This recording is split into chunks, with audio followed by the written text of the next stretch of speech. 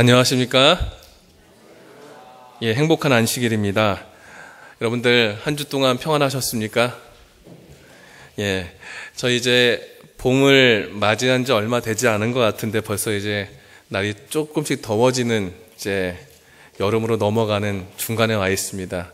이 봄과 여름 사이 여러분들과 함께 저는 호세아서를 통해서 호세아를 통해 본 이제 나의 신앙, 호세아를 통한 회복할 신앙에 대해서 함께 살펴보도록 하겠습니다. 먼저 오늘부터 시작해서 5주 동안 말씀을 드리겠습니다. 오늘부터 시작해서 5월 26일 금요일까지 여러분들과 함께 말씀을 나누면서요. 오늘은 1차로 풍요 속의 빈곤이란 제목으로 호세아서 1장 초반부 그리고 배경에 대한 설명들을 하고요.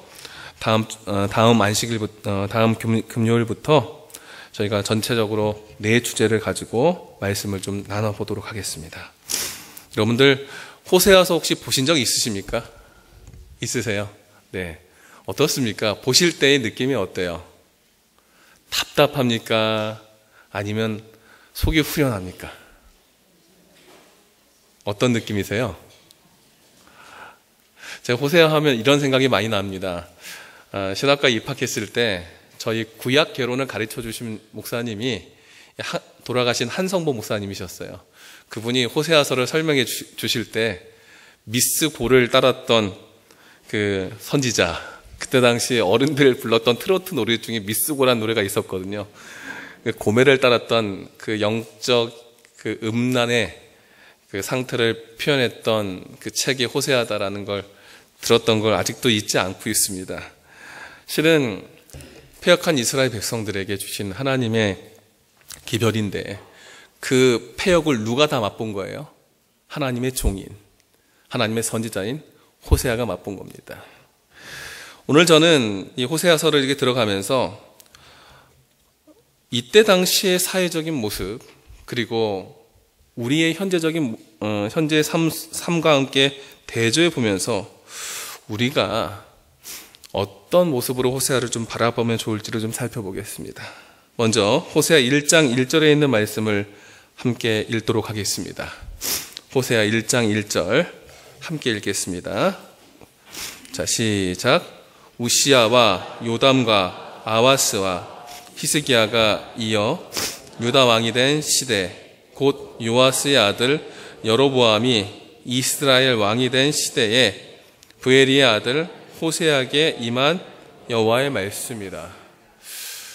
호세아서를 보면서 느끼는 게 있습니다. 호세아는 이스라엘 왕조가 남북으로 나뉜 상태에서 남쪽의 선지자일까요? 북쪽의 선지자일까요? 북쪽의 선지자입니다. 근데 호세아서를 딱 보면은요, 어느 왕을 먼저 소개하죠? 우시야 왕을 소개합니다. 우시야, 요담, 아하스, 히스기야. 이 사람들 이름은 남쪽 왕일까요? 북쪽 왕일까요? 남쪽 왕이에요. 북방 이스라엘의 선지자고 북방 이스라엘의 백성들을 위해서 사역하는 하나님의 종이 자기 나라의 왕을 먼저 쓰지 않고 누굴 먼저 썼어요? 남쪽에 있는 왕들을 썼어요. 조금 물음표가 달리지 않습니까? 실은 이스라엘 백성들이 이렇게 나눠지는 상태에서 메시아가 나올 지파는 어느 지파였습니까? 유다 지파였죠. 유다 지파로서 남은 한 나라는 어디예요? 남방 유다입니다. 북방 이스라엘의 우상을 섬기고 하나님은 잊고 살아가는 그 백성들 틈에서 하나님의 기별을 전하는 선지자이지만 나의 영적인 정체성은 어디에 두고 살았다는 거예요? 남방 유다의 메시아를 바라보고 그 메시아를 기다렸던 그 왕조의 뿌리를 두고 함께 북방 이스라엘의 여러 왕들과 백성들을 깨우쳤던 선지자 호세아임을 설명하고 있습니다. 우리가 잘 알듯이 호세아라는 이름과 비슷한 어원이 같은 말이 있습니다. 그건 여호수아, 예수와 예수 똑같은 뜻입니다. 하나님은 나의 무엇라고요? 구원자라고요. 똑같은 말로 썼던 이 말, 북방 이스라엘이 존재하고 있는 그 상황에 실제 그들이 존재하고는 있지만 이제 어느 방향으로 가야 될지에 대해서 자신의 이름과 더불어 호세아서 1장 1절을 통해서 이야기합니다. 호세아서를 읽다 보면 나오는 단어들이 많이 들리는 단어들이 있습니다. 대표적인 두 단어가 음란이란 단어와 사랑이라는 단어입니다. 음란 혹은 음행, 그 단어와 사랑이라는 단어가 갖고 있는 공통점과 차이점이 있습니다. 무엇인지 아십니까? 공통점이라 한다면 이성에 대해서 어떻게 하는 거예요? 사랑하는 마음을 품어가는 건데, 음행과 사랑은 차이가 있습니다. 사랑은 책임을 지고 그리고 원래의 모습에서 벗어나지 않은 거고요. 음행은 내 욕심을 채우기 위한 하나의 행위들입니다. 비슷하지만 달랐던 그 모습을 통해서 이스라엘 백성들이 하나님을 섬기려고 하는 의지는 있는 것 같지만 전혀 있지 않았던 그들의 모습을 오늘 호세아서를 통해서 가르쳐 주십니다. 그리고 호세아서에서 우리가 또 알 수 있는 중요한 몇 개의 단어들이 있습니다. 바로 그것은 지식이라는 단어와 선함이라는 단어입니다. 여호와를 아는 지식이 없어서 망한다라는 그 말씀과 선하지 않게 살았던 음행한 자녀들의 모습이 선하신 하나님 앞에 돌아와야 될 모습으로 호세아서는 우리들을 깨우치고 있습니다. 그리고 마지막 중요한 한 단어를 또 이야기합니다. 그것은 회개입니다. 알고 있는 대로 머리로 아는 게 아니라 어떻게 해야 된다고요? 실천하고 경험해서 바꾸라는 겁니다. 오늘 그 이야기가 호세아서를 시작하면서 여러분들에게 제가 드리는 첫 번째 메시지입니다. 우리 안에 하나님에 대한 사랑을 충분히 알고 그것을 우리들의 삶 속에서 느끼고 배우면서 우리가 하나님을 바라보는 신앙과 전하는 신앙으로 바뀌었으면 좋겠습니다. 그런 의미에서 함께 호세아서를 보겠습니다. 호세아서를 볼 때 우리가 보는 시대적 상황이 있습니다. 호세아는요, BC 8세기 후반 수십 년 동안 사역한 선지자입니다. 그때 당시 유다에는 아까 1장 1절에 읽었던 말씀처럼 우시야, 요담, 아하스, 히스기야라는 왕들이 통치했던 시절이고요. 그리고 북방에는 여로보암 2세가 언급되어 있는데 그 당시에 북방 이스라엘의 6 왕조 여로보암 2세, 스가랴, 므나헴, 베가, 부가히야, 호세아까지 이어지는 이 마지막 왕조의 시대에 호세아가 말씀을 전하는 사역을 합니다. 여러분들 북방 이스라엘을 볼 때 그 성경을 보다 보면은 남방에는 선한 왕들이 좀 있어요. 한 4명, 조금 더 뽑으면 6명 정도 있습니다. 그런데 북방에는 선한 왕이 있었을까요? 없었을까요? 없었었어요. 선하다라는 것은 하나님을 따른다라는 뜻이에요. 신앙이 없었습니다. 내 욕심과 내 마음으로 통치했고 하나님 없는 하나님의 백성을 다스렸던 왕들이 북방 이스라엘 왕이에요. 그리고 그들이 왕권을 얻어갈 때마다 항상 문제가 있었어요. 싸웠습니다. 정치적으로, 칼로 서로가 서로를 죽이는 가운데에서 북방 이스라엘의 역사는 끊임없이 싸우는 역사로 왕조의 역사가 이어옵니다. 그러다가 어느 한순간 여로보암 2세라는 왕이 있을 때 그 왕의 41년 통치가 가장 북방 이스라엘에 평안했던 시기입니다. 저는 편안한 시대를 살았던 세대이기 때문에 잘 모릅니다. 무슨 말이냐면 성도님들은 보릿고개를 아시죠? 저는 모릅니다. 전쟁이 얼마나 처참한가를 아시죠? 저는 모르겠습니다. 전쟁을 겪어보지도 않았고요. 저는 보릿고개를 겪어보지 않았습니다. 배고픔은 겪어봤습니다. 하지만 어른들이 겪었던 시대적으로 누구나 다 못 먹고 못 살던 그 시대를 저는 겪어오지 못했어요. 그래서 잘 몰라요, 솔직히 말하면. 근데 실은 굶어보고 어려움을 당해보니까 대략 이런 느낌이겠다는 걸 알지만 실은 저희 같은 세대들이 대한민국 땅에서 살았던 이 시대가 잘 보시면 100년을 놓고 볼 때에, 대한민국의 최근 100년을 놓고 볼 때 일제강점기와 한국전쟁과 그리고 근대화가 되는 가운데에서 여러 가지 산업화와 민주화 사이에서 있었던 혼란의 대한민국 시대를 다 겪고 난 뒤에 저희가 태어나서 저희는 삽니다. 그렇기 때문에 어른들 세대가 저희 세대를 볼 때 뭐라고 많이 느끼시죠? 쟤네들 아직도 멀었어. 많이 부족해. 저렇게 어른이 돼서 뭐하지? 그런 걸 느끼세요. 제일 쉬운 예로, 어른들은 불 하나 켜 있어도 어떻게 해요? 계속 끄죠. 저희는 어떻게 해요? 일부러 켜놓습니다. 절약정신, 그리고 살아가는 삶의 방식이 이미 기성세대, 이제 노년에 들어가는 어른들과 젊은 세대인 저희나 더 젊은 청년들이 볼 때는 너무나 달라요.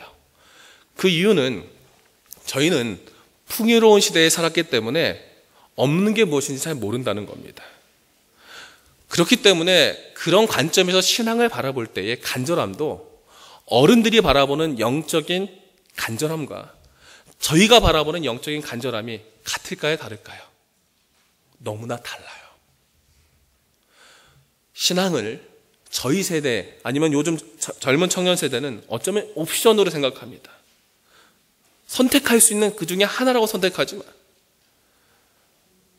어른들 세대는 내 삶을 이렇게 존재하게 했던 그 자체가 신앙으로 생각하고 모든 것을 거기에 둡니다.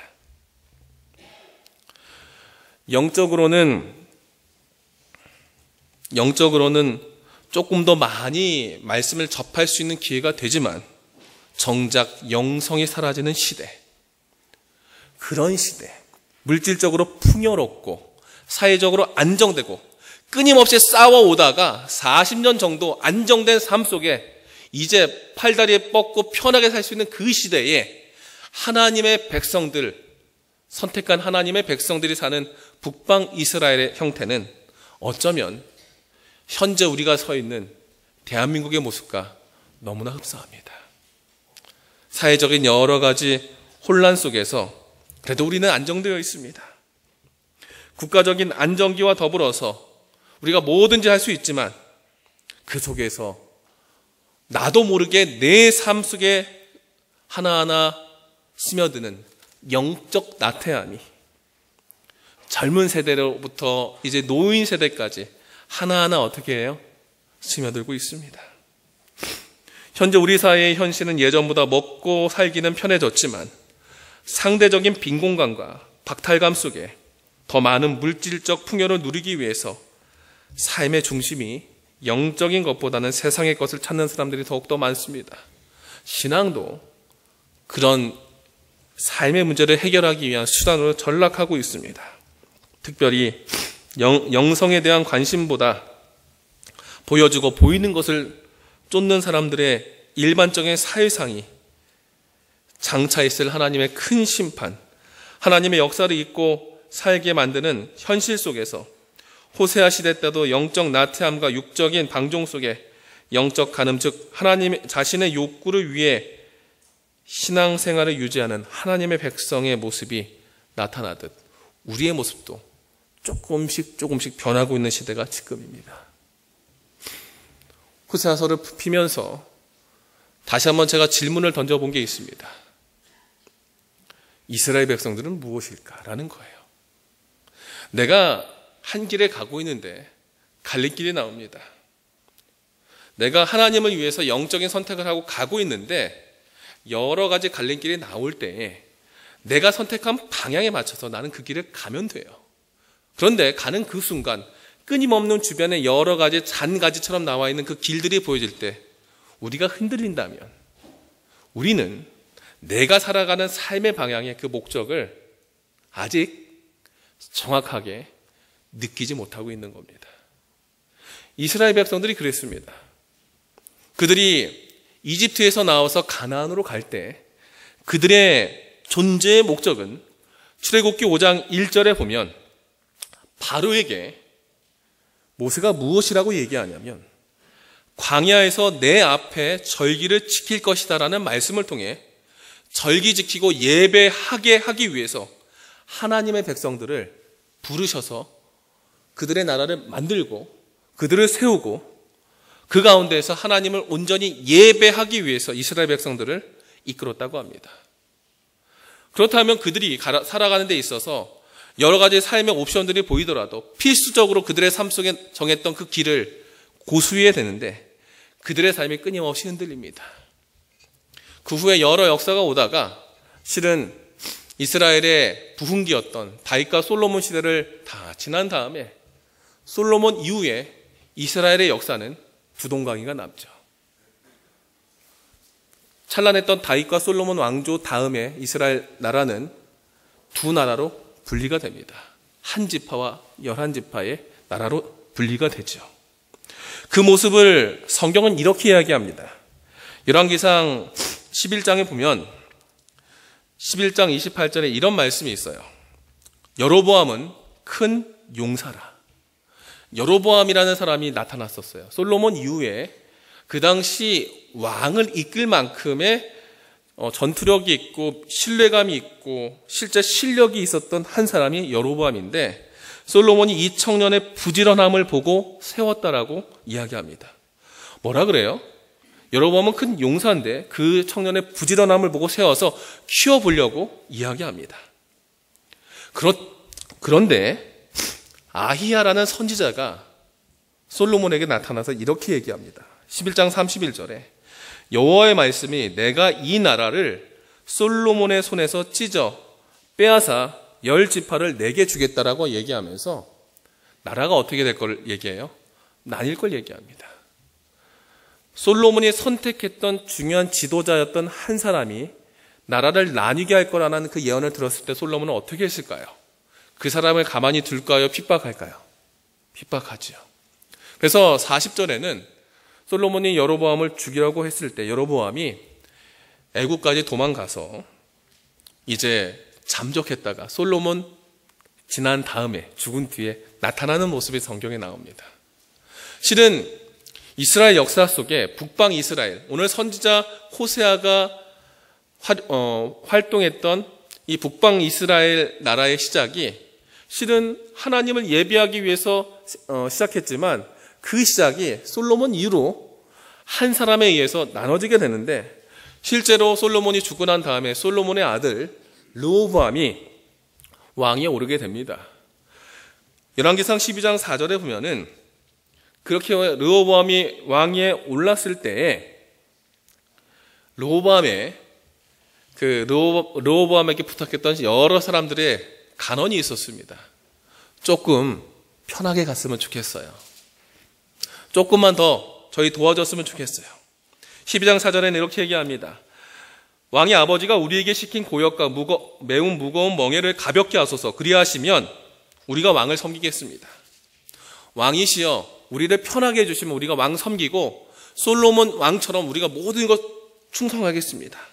그때 이때 르호보암이 했던 말이 뭐라고 얘기하냐면 12장 10절에 내 새끼손가락이 내 아버지 허리보다 굵으니 나는 너희들을 전갈채찍으로 징계하겠다라고 이야기해요. 이 말을 들었던 사람들의 마음이 어떻게 됐을 것 같습니까? 흔들리죠. 왕이 더 폭정을 한다고 하니까 얼마나 마음이 힘들겠습니까? 12장 16절에 보시면 온 이스라엘이 자기들의 말을 왕이 듣지 아니함을 보고라고 성경은 이야기합니다. 되게 중요한 말이에요. 왕을 세울 땐 하나님께서 세운 사람을 우리는 인정하고 따라가야 되는데 사람들이 왕을 선택할 때 내 편의대로 해주지 않은 것에 대한 마음의 부담을 가지고 왕을 따라간다는 거죠. 그 속에는 왕이 내 뜻대로 안 해주면 나 안 따라간다라는 그것이 닦여 있다는 거예요. 그러니까 왕이 마음에 안 드니까 그들 스스로 우리 포기하겠습니다. 무엇까지 포기하느냐? 우리가 다윗과 무슨 관계가 있느냐? 저 줄쳐놨죠, 저게. 다윗과 이스라엘 백성들이 상관이 있어요, 없어요? 왜 있어요? 다윗을 통해서 누가 태어날 거예요? 그들이 기다렸던 메시아가 태어날 거예요. 이들이 더 큰 영적인 미래와 하나님께서 주시는 영적인 어떤 계승권보다도 내 현실의 삶 속에 편히 살기 위해서 뭘 선택합니까? 나 지금 조금 힘들게 하는 사람 말 안 들을 거야. 나 영적인 거 다 포기할 거야. 하고 다윗이여 이제 너는 내 집이나 돌아보라. 유다 집 하나 다윗 따라서 왕하고 르호보암은 이 다윗이 있었던 유다 집 하나 데리고 있고 우리는 다 떠날 거다. 그 순간 이스라엘 자손에게는 르호보암이 그들의 왕이 되었더라. 하지만 19절 이에 이스라엘이 다윗의 집을 배반하여 오늘날까지 이르렀다 라는 표현을 통해서 이스라엘 백성과 남방 유다가 나눠졌던 배경이 어떻게 오게 되냐면 르호보암의 폭정과 더불어서 백성들 스스로 편의주의로 그들의 삶을 돌아보다가 하나님까지 등지게 되면서 북방 이스라엘이 시작됩니다. 이렇게 시작된 나라라면 이들의 영적인 모습도 변질될까요? 안 변질될까요? 변질되지요. 그래서 북방 이스라엘의 시작의 모습을 보면 열왕기상 12장 25절에 보시면 에브라임 산지에 세겜을 건축합니다. 그리고 거기에 나라의 모습을 다 만든 다음에 이 여로보암이 마음에 근심이 생겼어요. 이스라엘 백성들이 절기가 되어서 예배 드리러 어디로 가게 되냐면 예루살렘으로 가게 되는데 예루살렘은 어디에 있어요? 유다에 있어요. 글로 딱 넘어가면 이 백성들이 여로보암이 왕인데도 불구하고 누구 섬길 것 같았어요? 르호보암을 섬길 것 같으니까 이 여로보암이 스스로 어떻게 했냐?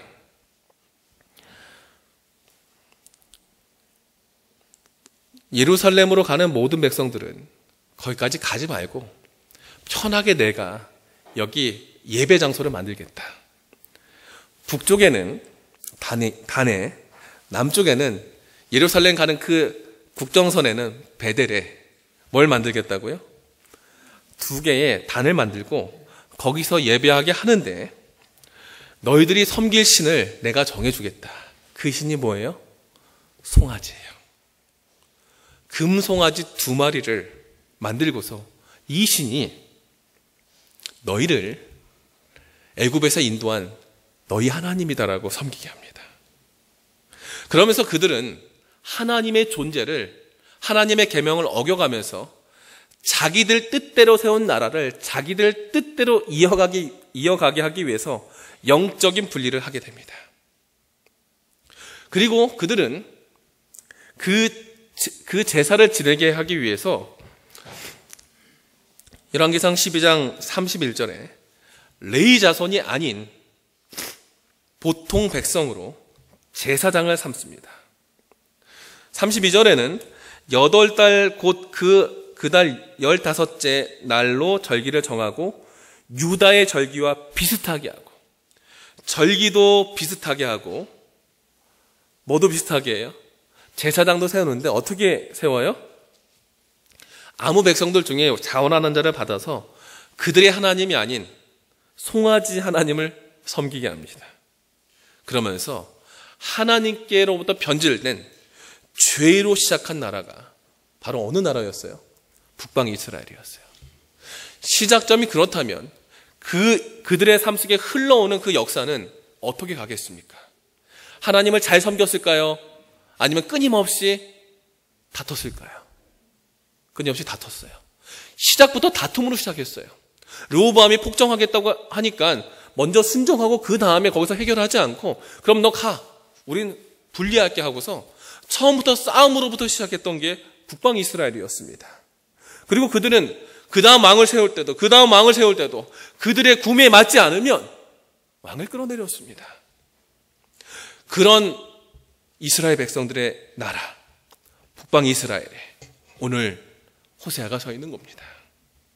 국가의 시작부터 존재의 목적이 분명히 하나님의 부르심에 있었지만 자신들의 편의를 위해서 변질된 신앙 그리고 변질된 나라를 세웠던 사람들의 중심이 되었던 그 북방 이스라엘의 선지자 호세아 그리고 그 나라의 서 있는 하나님의 백성들. 그들은 자신의 사역을 위한 신앙을 했던 사람들이었고요. 자신들의 축복을 위해서 신앙생활을 했던 사람들이었고요. 자신들의 마음을 위해서 신앙생활을 했던 사람이었고요. 사람 중심의 신앙, 하나님이 계시지 않는 신앙을 하면서 그들은 나보다 하나님을 높게 올려야 되는데 내가 하나님보다 더 높은 위치에 더욱더 크게 느껴지는 삶으로 그들의 신앙을 만들었습니다. 이것이 북방 이스라엘 백성들이었습니다.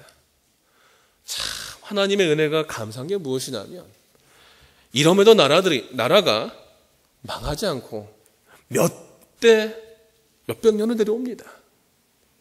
근데 놀라운 건 오늘 우리가 호세아가 서 있는 여로보암 2세 때가 바로 이런 여러 가지 혼란기 속에 가장 큰 안정기로 하나님께서 축복해 주십니다. 열왕기하 14장에 보시면 14장 23절에 여로보암이 사마리아에서 왕이 된 다음에 14장 24절 느밧의 아들 여로보암이 모든 죄에서 떠나지 아니하였다. 여로보암이 하나님 잘 섬겼어요? 안 섬겼어요? 안 섬겼어요. 안 섬겼음에도 불구하고 하나님께서는 여로보암이 이스라엘 영토를 회복해서 하맛에서 아라바 바다까지 넓게 하셨고 그리고 이스라엘을 도울 자가 없음을 보셔서 이들이 영적으로 피폐하고 자신들의 삶을 위한 신앙 속에 빠져서 하나님 등지고 엉뚱한 신을 하나님이라고 이야기하면서 섬겼던 그 모습을 그대로 받아주셨어요. 그리고 너희들에게도 잘 살아봐야지 않겠냐. 이들이 부족함에도 불구하고 뭐 한 거예요? 거기에 육적인 풍요로운 시대를 만들어줍니다. 이때만 해도요. 이스라엘 북쪽에는 누가 있었습니까? 이스라엘 북쪽에는 아시리아가 있었어요. 아수르라고 하는 아시리아가 있었는데 이 아수르를 이들이 이길 만큼 이스라엘 북쪽에 있었던 그쪽의 패권을 누가 갖고 있었어요? 북방 이스라엘이 갖고 있었습니다. 그리고 여로보암 2세 이후로 급격하게 국력이 쇠하면서 호세아 왕 때 결국 이 아수르의 북방 이스라엘은 망하게 됩니다. 하나님께서는 영적으로 피폐했지만 당신의 도움으로 나라를 부강하게 만들어 주셨습니다. 이 정도 된다면 하나님이 원하시는 게 무엇일 것 같아요? 그래도 한번 누구 돌아보고 나 한번 돌아봤으면 말 안 듣는 자식, 속삭이는 자식, 부모가 바라볼 때 너무 밉지만 그래도 그 자식 잘못되면 누구 가슴이 더 아파요? 부모 마음이 더 아프니까 뒤에서 몰래 도와주는 거예요. 그가 잘 풀리는 것 같지만 그 아이의 실력으로 잘 풀린 게 아니라 누구의 실력으로 잘 풀린 거예요? 부모의 도움이었어요. 그 정도 된다면 이 아이가 누구 한번 바라봐 주기 원해요. 그 엄마 아빠 너무 고마워요. 이 한마디만 해줘도 좋은데 내가 잘나서 그런 줄 알아요. 그러면서 오히려 하나님 섬기기보다 금송아지뿐 아니라 주변에 있었던 바알신, 아세라 목상 다 섬기면서 엉뚱한 신을 찾으면서 그들이 바뀌기 시작합니다. 하나님의 도우심에도 불구하고 하나님의 손길로 축복받은 백성이 하나님을 등 돌리고 하나님을 떠날 때 호세아가 하나님의 부르심을 입어서 말씀을 전한 것이 바로 뭐예요? 이 호세아서입니다. 근본부터 하나님과 어긋나 있었던 그 나라가 이제 다시 근본으로 돌아올 수 있도록 하나님께서 가장 영적인 큰 축복을 줘서 영적인 축복이 육적으로 안정되게 만들어졌는데도 불구하고 육적인 향락에 빠져서 그들이 하나님을 등졌던 그 시대. 가진 것은 풍성하고 누릴 것도 많이 있었던 삶이지만 지속적으로 하나님과 멀어지는 그 삶의 모습. 그 시대를 호세아가 살고 그 시대에 호세아가 말하고 있는 것입니다. 골로새서 3장 5절과 에베소서 5장 5절에는 음란과 탐심은 우상숭배다.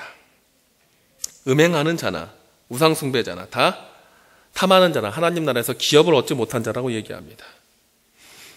오늘 호세아서에서 이야기하는 음행이라는 단어 속에 우리가 기억해야 될 것이 있습니다. 그것은 무엇과 같이 가냐면 이 음행은 영적인 음행이에요.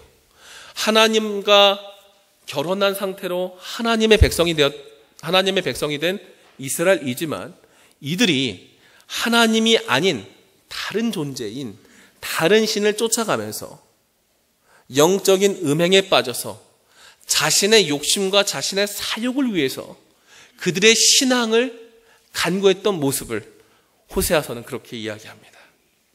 그래서 우상 숭배를 통해서 그들의 신앙이 변질되고 그들의 하나님이 변질되고 그리고 그들 스스로 하나님을 잊어버렸던 모습, 음란, 음행이 우상 숭배와 함께 나오는 그 모습이 결국 욕심 중심의 신앙과 음란, 음행이 이어지는 영성으로 이어졌고 그것은 자신의 욕심을 위해서 순결한 신앙보다는 상황에 맞는 신앙을 추구하는 사람들의 모습으로 나타납니다. 현재 많은 사람들이 교회를 선택할 때 어떻게 선택하는지 아십니까? 우리 교회의 이야기는 아니지만 한 기독교 신문에 한 분이 이렇게 글을 쓴 것들을 봤었습니다. 사람들이 선호하는 교회의 모습이 무엇일까? 첫 번째는 시설이 좋고 안락하고 이런 곳이 내가 가고 싶은 교회로 선택한다는 것이죠. 두 번째는 교인들이 많으면 좋은 교회라고 선택한다는 겁니다. 그리고 세 번째는 조용히 무쳐 교회 다닐 수 있으니까 좋은 교회로 선호한다는 겁니다. 네 번째는 일주일 내내 교회 프로그램이 돌아가니까 시간 보내기 좋아서 교회를 나오고요. 다섯 번째는 주일학교 그 체계가 세대별로 잘 나눠져 있어서 그 시간 잘 보내고 교육할 수 있는 그 내용들이 있어서 좋다는 겁니다. 여섯 번째는 시간을 주일 예배가 보통 개신교회들은 여러 번 나누잖아요. 그래서 1부부터 많은 데는 7부, 보통 한 3부, 4부까지는 하더라고요. 선택해서 예배 드릴 수 있는 장점이 있고요. 그리고 뭐든지 크면 좋아하죠. 한국 사람들은. 대형 교회 나가면 사람들이 알아주니까 만족하고요. 그리고 큰 교회라서 전도할 때 불신자들이 알아주니까 전도하기 쉬워서 나간다는 겁니다. 우리가 생각하는 신앙과 사람들의 교회를 선택할 때의 모습이 조금은 다르지요. 말씀을 배우고 내가 하나님을 만나기 위한 것이 아니라 내가 편하기 위해서 교회를 선택하는 모습이 요즘 사람들의 교회를 선택하는 모습입니다. 교회를 선택하는 기준이 은혜가 아니라 이익, 멘토링이 아니라 경영, 양육이 아니라 숫자, 사역이 아니라 관리, 사람이 아니라 프로그램으로 바뀌어가는 이런 시대에 우리의 영성도 어쩌면 북방 이스라엘의 사람들처럼 내 편의대로 변질되고 있지 않은지 다시 한번 돌아봤으면 좋겠습니다. 이런 시대에 당시 사람들의 영성을 호세아서 1장 2절부터 4절에 이렇게 얘기합니다. 음란한 여자를 맞이해서 음란한 자식을 맞이하고 낳고 그리고 그를 통해서 고멜을 통해서 이스르엘이라는 사람을 낳게 하면서 호세아 당시의 백성들의 영성은 교회라는 껍데기는 갖고 있지만 그들의 삶의 형태가 전혀 교회와 상관없는 영적 음란에 빠져 있었던 상태임을 이야기합니다. 이런 모습을 성경은 호세아 1장 10절에 너희는 내 백성이 아니고 내가 너희를 다시 세워서 일으킬 수 있도록 내게로 돌아오라고 이야기합니다.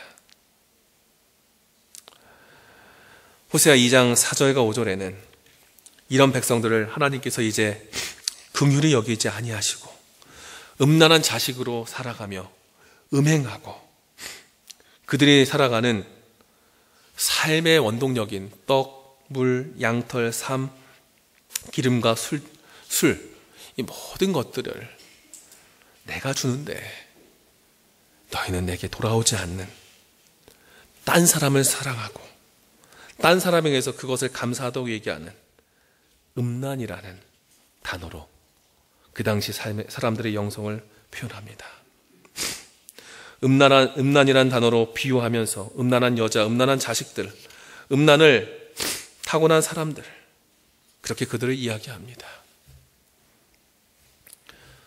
음란이 뭘까요? 다음 시간에 잘 설명을 드리겠지만 그 당시 사람들이 하나님으로부터 보여줬던 그 음란이 뭘까요? 같은 사랑의 방향이 통하지 않는 겁니다. 하나님은 사랑을 주지만 나는 계속 딴 곳으로 바라보는 겁니다. 그러면서도 잠잘 땐 어딜 들어와요? 하나님 품에 와 있어요. 여기에 적을 두고 있지만 꼭 다른 곳에 적둔 것처럼 살아가는 거예요. 영적인 이중성입니다. 그리고 그들의 모습 속에 조금씩 세상을 향해 변질되어가는 그리스도인의 모습이 나타납니다. 이때 남방 유다의 비슷한 시기의 왕이 누구였냐면 우시아입니다. 우시아라는 왕 시대 때 이 남방에서 사역했던 중요한 한 선지자가 있습니다. 혹시 아십니까? 우시아 시대 때 유명한 선지자 하나, 이사야입니다. 이사야 1장을 딱 피면 북방 이스라엘은 아예 하나님이 인정하지 않았고요. 남방 유다는 하나님을 인정했음에도 불구하고 그들의 모습을 여기 이사야 1장 2절부터 이렇게 설명합니다. 그들이 나를 거역하였고 나의 백성은 깨닫지 못하고 그들이 여호와를 버리고 수양의 번제와 살찐 짐승의 기름에 배불렀고 너희가 여러 번 제사 지내고 피를 갖고 오지만 나 피 원하지 않아. 그렇게 제사 드리면 드릴수록 너희는 내게 오는 것이 아니라 내 마당만 밟고 돌아갈 것이다. 그래서 이사야 1장 13절에는 헛된 재물을 다시 가져오지 말아라 이렇게 얘기해요. 피로 드리는 제사 원치 않는다. 마음부터 고쳐먹고 네가 드리는 안식일과 여러 절기 월삭에도 선한 삶으로 나타냈으면 좋겠다. 1장 14절에는 너희가 이렇게 말씀대로 순종하면서 드리는 모든 예배가 내게 무거운 짐이고 너희가 많이 기도할지라도 내가 듣지 않고 너희 손에 피가 가득한 걸 내가 봤다.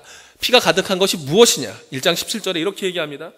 선행을 배우고 정의를 구하고 학대받는 자를 도와주고 고아를 위해서 신원하고 과부를 위해서 변호해라. 사회적으로 너희가 갖고 있었던 영적인 감동을 전하고 나누고 세울 수 있는 것이 내 나라의 모습인데 너희들은 예배 드린다고 하지만 내면에는 악이 가득하고 미움이 질투가 가득한 상태에서 어떻게 하나님의 일을 할 수 있겠느냐. 그러면서 1장 18절에 우리가 서로 변론하자. 네가 나에게 와서 말씀 보고 같이 나누면 내가 너희 죄 다 씻어줄 것이다. 그리고 즐겨 순종하면 아름다운 소산 먹고 영원히 살 수 있을 것이니 이제 우리의 삶을 고쳐보자라고. 그때 당시 남방 유다의 우시아 왕 때 이사야 선지자의 기변은 이랬습니다. 남과 북의 차이는 하나님을 믿냐 금송아지를 믿냐 바알신을 믿냐 그 차이였습니다. 하지만 내용상 껍데기는 갖고 있었지만 다 본질이 어긋나 있었습니다. 이런 모습을 우리는 음란이라고 하는 겁니다. 그 당시 북방 이스라엘이 멸망하고 남방 유다의 영적 위기가 닥쳤던 시기가 바로 우리가 읽었던 이사야 1장에 있는 이 이야기고요. 같은 영적 폐역의 상태를 권면하면서 하나님께서는 북방 이스라엘이 다시 한번 살기를 원하는 마음으로 호시아를 보내신 것입니다. 그리고 북방 이스라엘이 완전히 하나님께서 등 돌렸고 남방 유다는 하나님을 믿는 형식은 가졌지만 내면의 삶의 변화가 없었던 형식주의에 빠져 있었던 그 시기를 보냈던 사람들 속에 이제 영적인 음란에서 우리가 돌이키자라고 주님은 우리에게 말씀해 주십니다.